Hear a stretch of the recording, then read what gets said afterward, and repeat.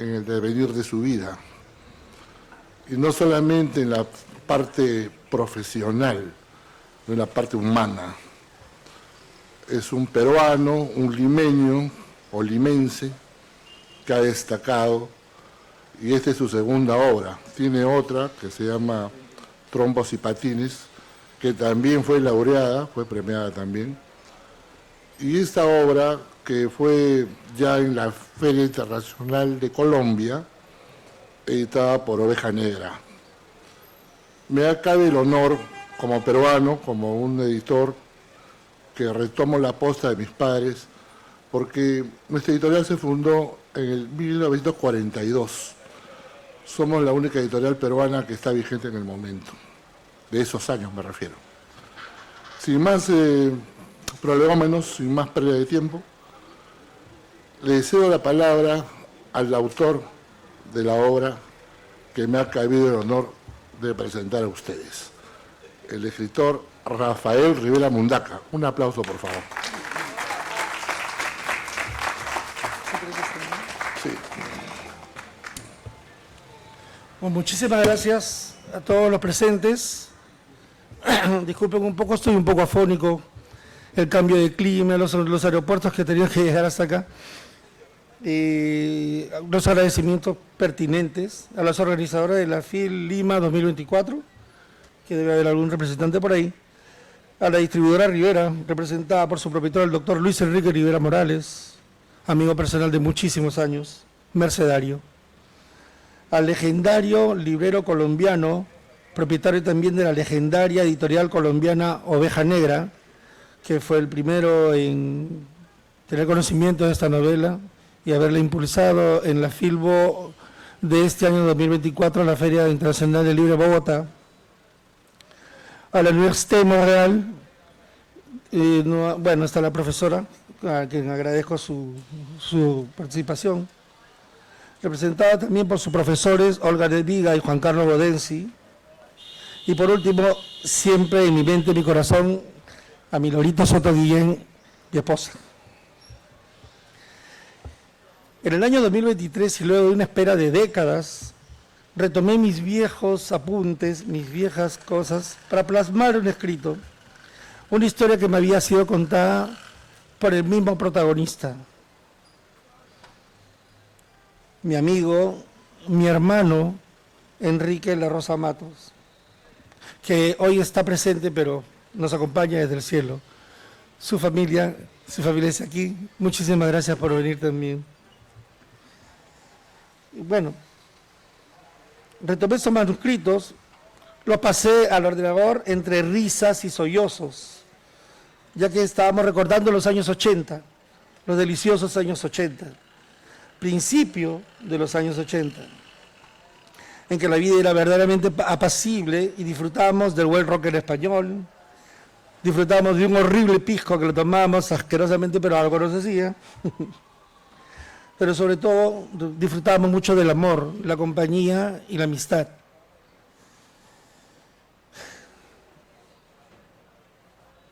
En esta época fue que Quique me da un encargo. Me da un encargo y me dice: Rafael, vas a escribir algo que quiero que quede para la posteridad. Y yo no sabía muy bien de lo que me hablaba en esas épocas, porque, como les repito, éramos muy pequeños, no muy pequeños, éramos unos jovenzuelos, que nos importaba más vivir la vida, vivir el cotidiano, que hacernos de problemas. Cuando un amigo te llama y te dice: ven, quiero contarte un problema, uno se pone en guardia. Y yo, un jovenzuelo de la época, me puse así. No me lo contó inmediatamente, porque esto que yo les voy a referir, los libros que quizás algunos de ustedes tengan en la mano, lo van a leer y van a leer la historia cómo va. Me lo contó por partes, me lo contó por semanas.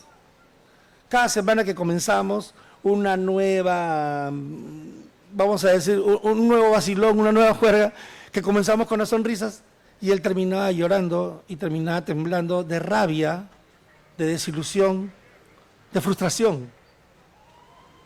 Cuando una de esas noches, él me dice, ¿no? Tafo, trapos, me decía. Era su manera de llamarme Rafa o Trapo. Trapo me decía. Me dijo ese día. Tú sabes que tengo que ir nuevamente a Ayacucho. Y yo le dije, tú fuiste una vez, ¿cierto? Sí, pero tengo que regresar. Pero no quiero regresar. Nosotros sabíamos todos en la época, algo muy pequeño, muy poco. Le estoy hablando del principio de los 80. Nosotros sabíamos muy poco de lo que estaba sucediendo en el Ande, por dos razones.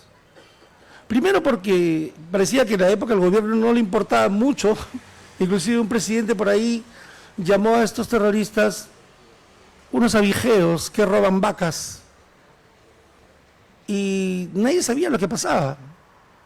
Cuando él lo llevan era casi un secreto militar a donde lo estaban llevando. Pronto se da cuenta que está yendo a los pueblos donde algunos periódicos sacaban entre líneas, hay violencia, hay una violencia tremenda en Ayacucho, en Socos acá. Cuando hubo la primera matanza, algo salió. Pero les quiero decir una cosa, al resto de gente no nos interesaba, no nos importaba. ¿Por qué? Porque Lima era Lima y el Ande era el Ande. Y vivíamos en un país escindido en dos, un país que solamente Lima importaba. Ya, éramos jóvenes, sí. Éramos inexpertos, tal vez. Pero nadie nos hablaba, nadie nos decía, nadie quería acercarse a nosotros y decir, no sabes qué, hay un tremendo problema de una gente que tiene un pensamiento raro, que ni siquiera ellos entienden, pero lo que están haciendo es matar a la gente para seguir adelante. Es así como mi amigo me dice, Rafael, me están obligando a matar gente. Y fue el desfase, para mí fue terrible. Yo le digo, tú eres militar, es tu labor, es tu misión. Y hasta donde yo sé, nos dicen que nosotros somos, bueno, ustedes los militares y nosotros los jóvenes somos el valor de la patria y que tenemos que enfrentarnos a cualquier problema que haya. Si hay una guerra con Chile o que hay una guerra con Argentina, nosotros tenemos que correr adelante, tenemos que ir adelante. Y me dice, sí, pero yo me siento como que lo que estoy haciendo no está bien. Mi amigo no tenía ninguna ideología, ojo, ninguna ideología. Era un muchacho a que le habían enviado a matar. Los militares en la época tal vez no sabían cómo manejar el asunto. Y, lógico, si viene un grupo de locos con unas armas potentes, porque tenían ya armas y potentes, y se bajan a 5, 6, 7 de una patrulla de militares, pues lógicamente yo voy a responder de la misma manera. Veíamos nosotros, yo en mi pensamiento en el instante no lo entendía bien. Yo simplemente veía que mi amigo era un militar que tenía que cumplir con su deber, pero al mismo tiempo estaba, para mí, acobardándose, siendo militar. No lo comprendía. En mi barrio había un muchacho que tú te debes de acordar, Chololón. Este joven era un espléndido muchacho, muy buena gente. Le decían Chololón porque era tremendo muchacho, gigante, grandazo, de procedencia andina. Este chico, muy amable, muy afable, de repente, sin que nosotros hubiésemos podido intuir, desapareció. Y cuando desaparece Chololón, los primos de Chololón, que también eran amigos de nosotros, le preguntamos, oye, ¿qué fue Chololón? Ah, se regresó a la sierra. Pero si él quería estar aquí, él quería trabajar aquí, él había venido para hacerse una parte en Lima. No, se regresó a la sierra. Cuando me encuentro con una exnovia de él, yo le pregunto por Chololón. Y me dice, te voy a decir algo, pero por favor no lo digas a nadie, pero a ver si puedes hacer algo, no sé, tal vez visitarlo aquí donde está en prisión. Ah, le digo, ¿en prisión? ¿Qué queda? ¿Robado? ¿Ha hecho algo? Lo están acusando injustamente de terrorismo. A mí me dio miedo. A mí me dio miedo eso. Y lo dejé ahí. Este Chololón, que nunca supe en realidad si llegó a pisar el frontón, si se fue a San Lorenzo, lo que sea. Este Chorolón fue el tipo de persona que yo tomé para mi ficción, porque el libro se llama La historia de Tribilín y el camarada James Guairo. Ese camarada James Guairo es este muchacho que yo en mi ficción lo humanicé. Si perteneció a Sendero, si perteneciera a Sendero, no lo sé, pero si hubiese pertenecido inclusive, yo no hubiese hecho, no lo hubiese puesto de arquetipo en mi novela. No lo hubiese hecho. Chorolón desapareció simplemente diciendo que, y las historias fueron de que había sido terrorista. Pero cuando yo lo conocí, al Chorolón que yo traté, era una persona muy buena, era una persona muy carindona, muy desprendida. Era de los que rarísimamente caminaba por la calle, veía a una gente pobre y le compraba un maní, le compraba una canchita o simplemente dejaba un plátano inclusive que comía para una persona que tenía más hambre. Ver eso en otro amigo, entre comillas, en otra persona, cuando uno es joven, llena los ojos, llena el corazón.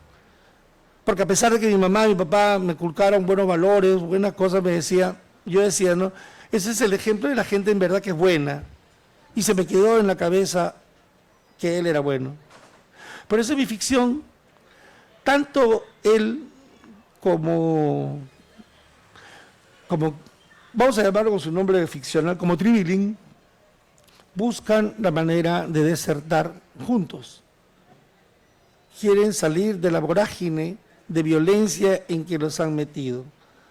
Cuando lean la novela ustedes, porque no quiero hacer spoiler, sino también me va a matar a Enrique, cuando lean ustedes la novela van a encontrar muchos aspectos positivos, principalmente positivos, de los dos lados. No quiero que el mundo, no quiero que ustedes, lectores míos, enfrasquen o encasillen a cada uno en un respectivo bando, porque la novela no va por ahí.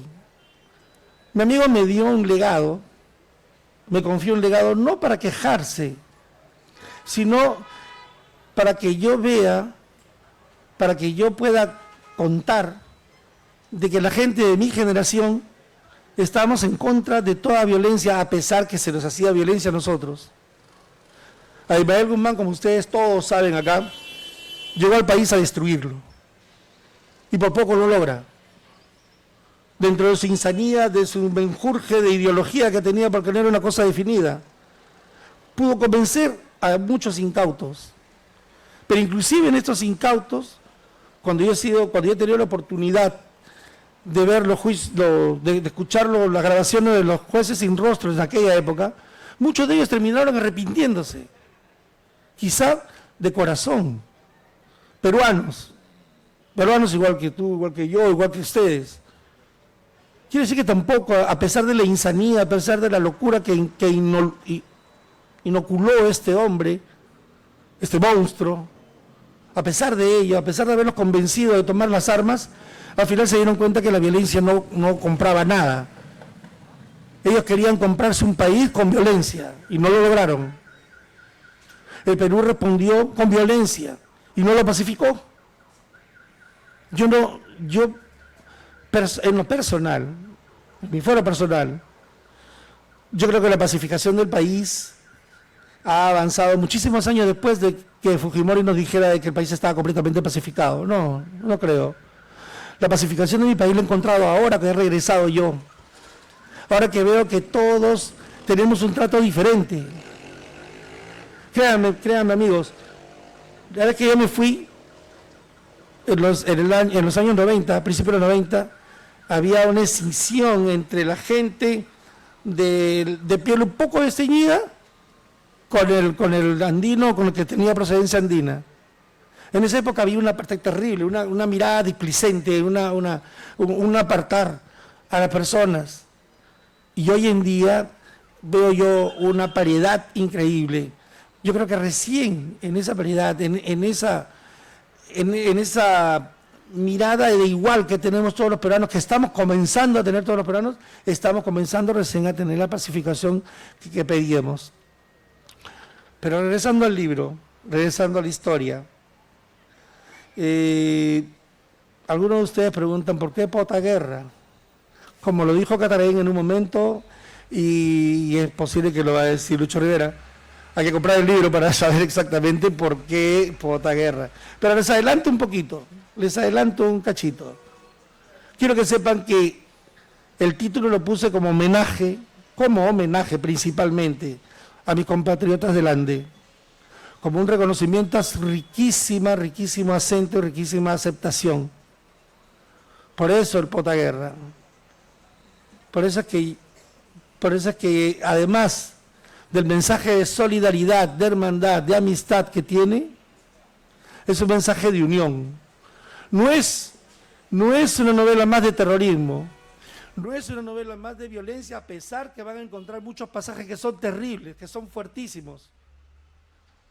No he querido ser para nada, no he querido tampoco maquillar lo que éramos de jóvenes, porque los jóvenes de los 80 hemos sido terribles y hemos hecho cosas terribles.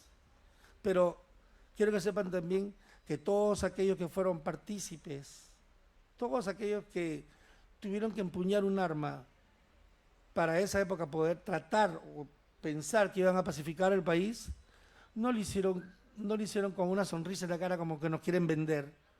Nadie va a la guerra feliz, nadie mata a otra persona contento. Ni la patria te puede decir, por bien a la patria tienes que matar, y uno no va a hacer atrocidades por el bien de la patria. No, no es así, es una mentira.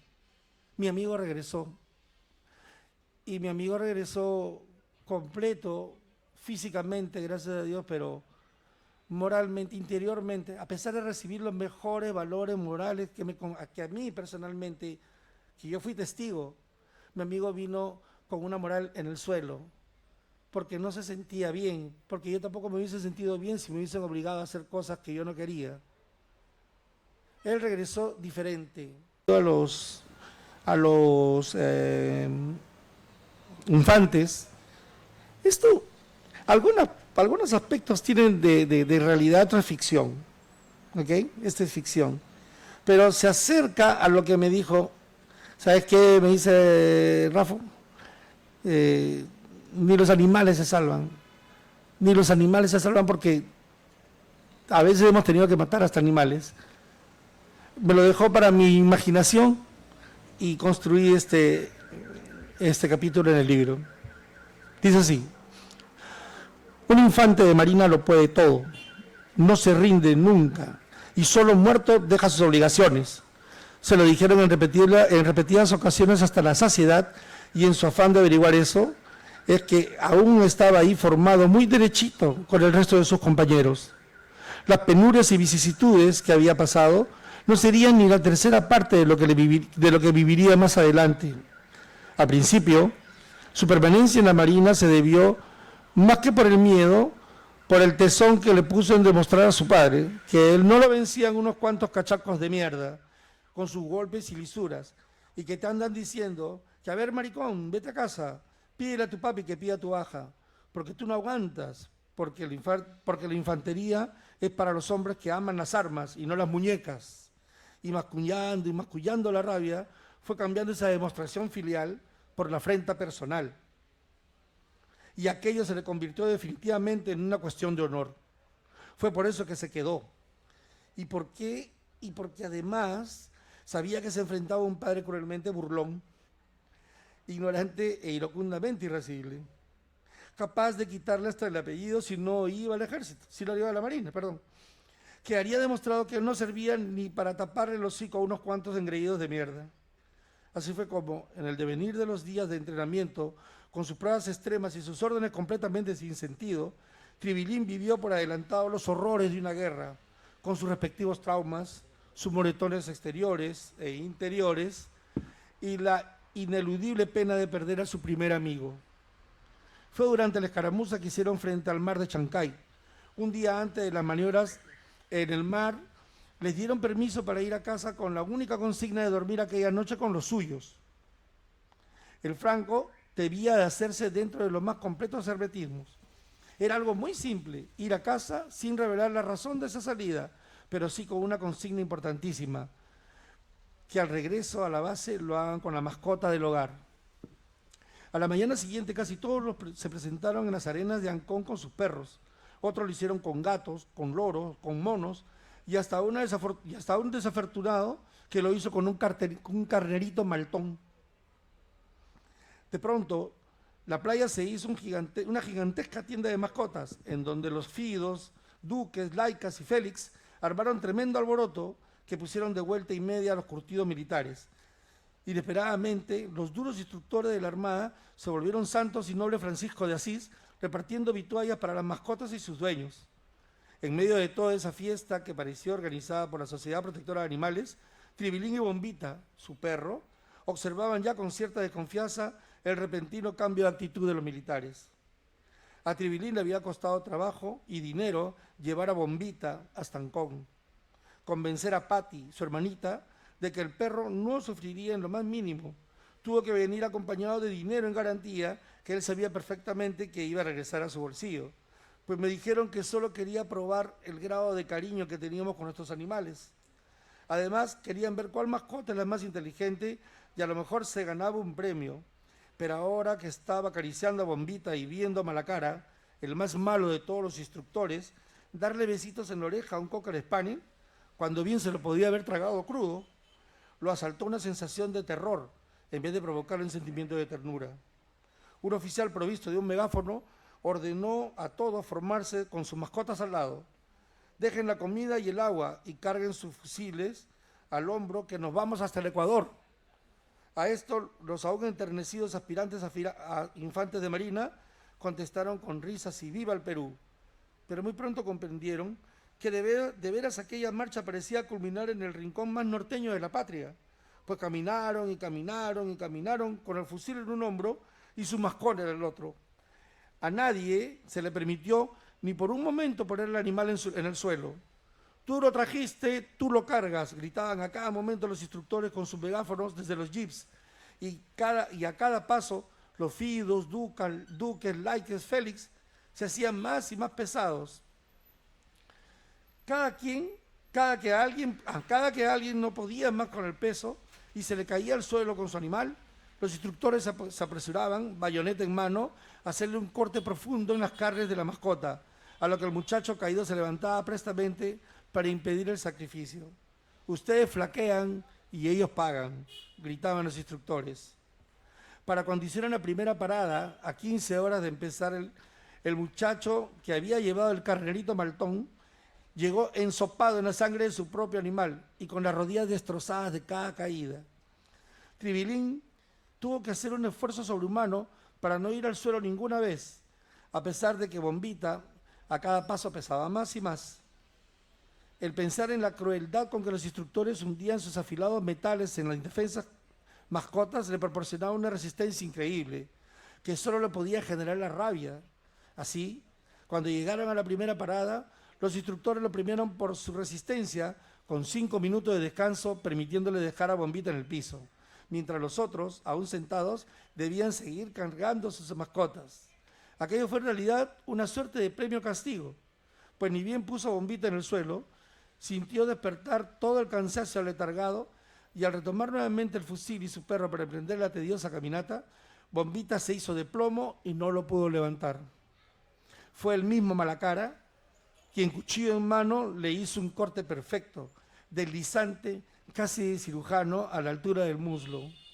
Tribilín sintió la tibia sangre de su amigo de infancia en sus manos y que ahora estaba aullando de dolor.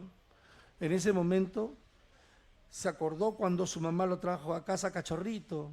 Era una bola de pelos y sus ojitos casi ni se le veían.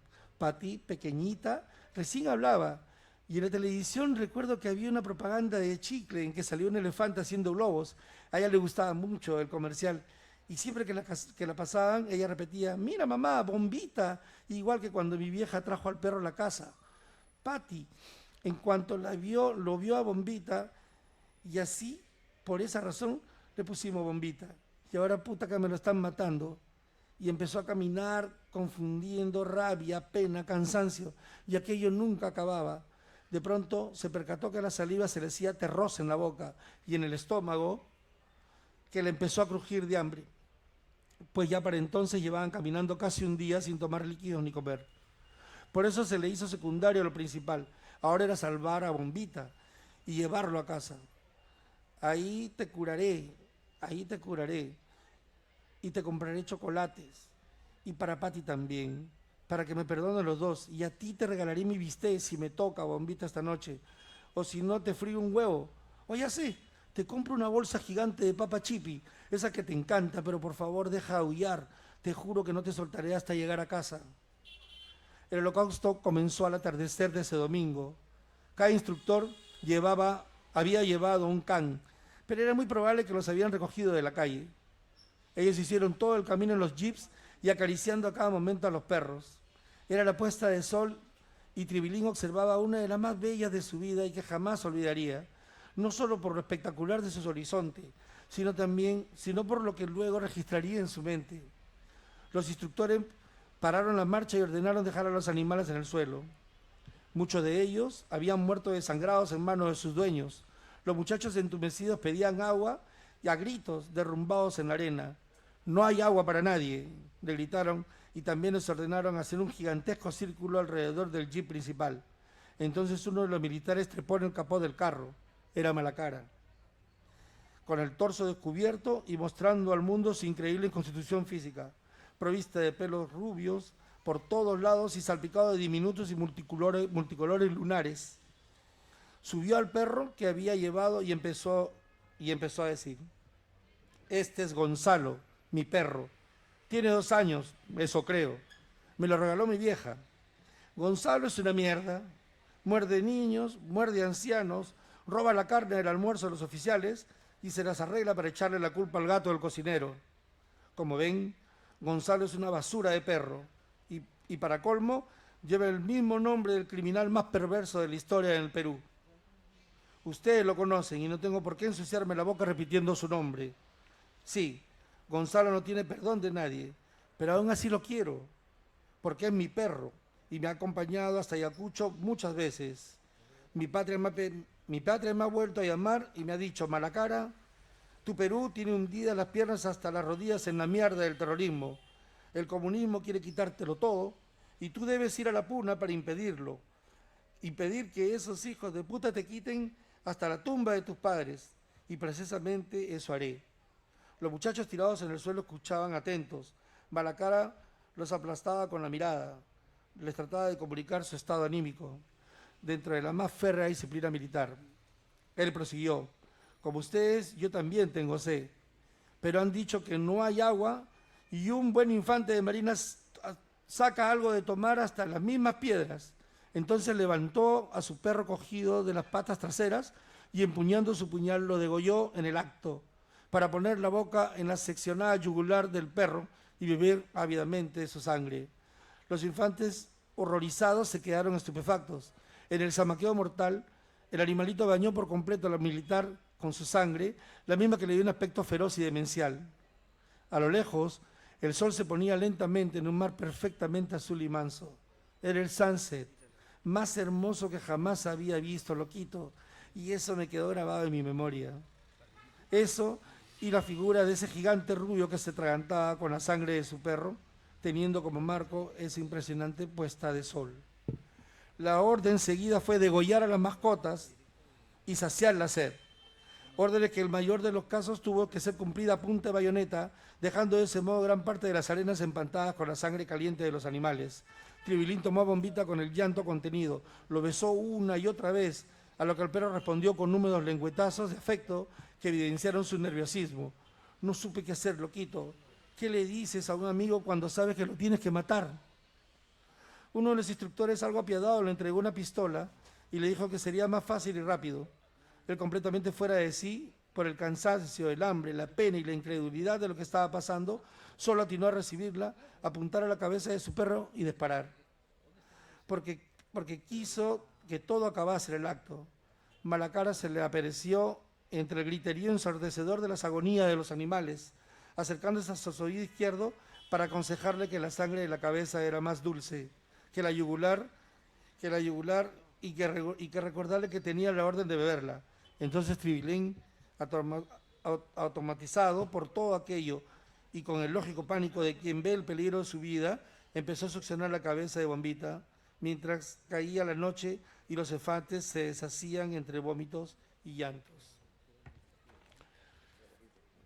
Como ven, hay pasajes terribles en la historia que van a leer ustedes a continuación, pero tratan de tener algún sentido, y es justamente mostrarles un poco lo que un jovenzuelo siente y piensa y cómo actúa cuando es obligado a la violencia.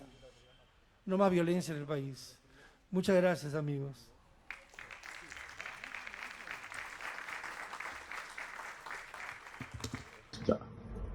Escritor Rafael Rivera Mundaca, doctor en literatura de la Universidad de Montreal y catedrático de dicha universidad. Peruano, residente desde hace muchos años en Canadá, en dicha universidad.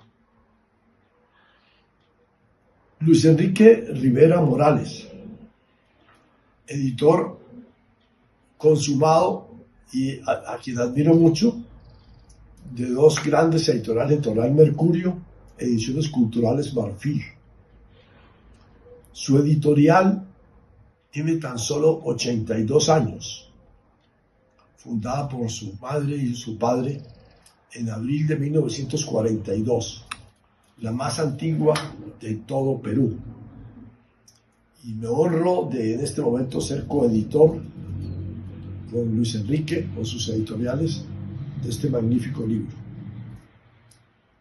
Daniel Cuevas, catedrático de la Universidad de Montreal, chileno, residente en Canadá, que está acompañando, asesorando al autor Rafael Rivera Mundaca en todo este proceso editorial con su nuevo libro.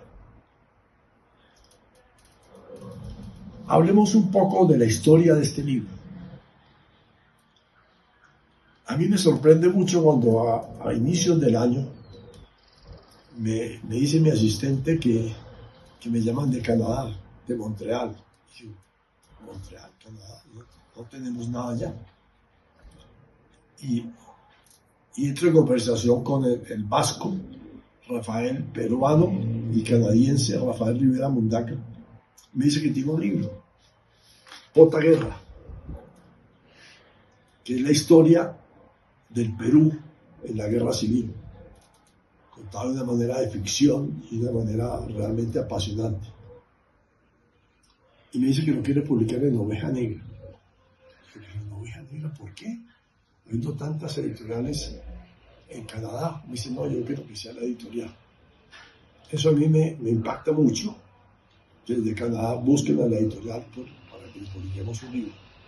Estudiamos el libro, nos pareció estupendo. Lo publicamos e hicimos el lanzamiento en la FIL Bogotá. En la FIL Bogotá, que es la Feria del Libro de Bogotá, abril-mayo de 2024, en nuestro stand, que está dirigido por Mariana Cataraín y Juan Tomás Cataraín. Mis hijos que ya están enterándose y poniéndose al frente de los temas de la editorial. Lo lanzamos allí con una misión que vino de Canadá para presentar el libro en un acto estupendo con la gente que lo aplaudía, que lo admiraba. Y este es el origen de este libro. Pero con este libro pasó que yo, después de leerlo y lanzarlo y todo, dije, mi propósito de este libro es el día de hoy lanzar este libro en Lima, en coedición con una gran editorial, pero auténticamente peruana, porque este libro habla de la guerra civil. La guerra civil en el Perú en la década de los 80, con dos protagonistas fundamentales, Quique, que es Tribilín, y obtuvimos los derechos para esta portada en Disney, y Jairo, de Sendero Luminoso, son los dos protagonistas. Y por supuesto, Abimael Guzmán en la historia de Sendero Luminoso y la dictadura militar violenta, los decenas de miles de muertos de esta cruenta guerra, que es la guerra de América Latina, que Colombia vivimos no un sendero luminoso, sino 3 guerrillas de 50 años. Quiero leer solamente 5 renglones de Lin y el camarada James Guairó. Es una novela metaficcional que tiene de trasfondo una historia real que trata de desvelar los entretelones de una confrontación que dejó más de 70.000 muertos, miles de desplazados y cientos de millones de dólares en pérdidas. En un país socialmente polarizado desde los tiempos coloniales y en un abrupto y violento nacimiento republicano, la subversión ha sido una de las principales preocupaciones del país debido a la eterna postergación del ante peruano y la vejación constante de su poblador. Este es un libro que me impacta mucho, que Rafael Rivera Mundaca, viviendo en Canadá 20, 30 años, desde ya se siente escribir sobre el Perú. Y creo que podría decirle a la sociedad cultural peruana que a todos nos corresponde rescatar y rodear a Rafael como un gran escritor peruano, que esperamos que haga muchos libros que nos cuenten a todos los latinoamericanos un poco la historia del Perú y lo que ha sido Perú al interior de tantos conflictos que hemos vivido todos en América Latina. De modo que para nosotros y para ustedes un poco, Oveja Negra en Perú tuvo mucha repercusión en la década del 70 y del 80, cuando éramos los editores de Mario Vargas Llosa, los editores de Vallejo, los editores de tantos autores peruanos, y vinimos a hacer lanzamientos acá. Y trabajamos muy bien con Librería La Familia y con toda esta historia tan maravillosa cultural del Perú. Por tanto, estar aquí virtualmente me honra mucho. Espero otro lanzamiento hacerlo también en Perú. Y quiero agradecerles a todos ustedes esta presencia, estar acompañando en este momento importantísimo que es el nacimiento de este libro peruano en Perú, de un gran escritor de ustedes que estaba un poco refugiado en Canadá. Y lo que es la nobleza de Rafael, venir a escribir ahora sobre Perú en la historia cruenta que todos los latinoamericanos vivimos en estas décadas del 80 y hasta las actuales que nos han afectado. Por tanto, le agradezco mucho a Luis Enrique, lo felicito por este gran esfuerzo que está haciendo de la coedición, le deseo el mejor de los éxitos y tendrá siempre el apoyo de Editorial Oveja Negra. Un gran saludo desde Bogotá. Bueno, después de escuchar esta disertación del autor de la obra, muy conmovedora, un pasaje realmente entre lo cruel y lo tierno, ¿no? Les invitamos a los que desean adquirir la obra para que el autor pueda hacer la firma autografiada del libro pertinente. Muchas gracias a todos por su concurrencia, muy agradecido.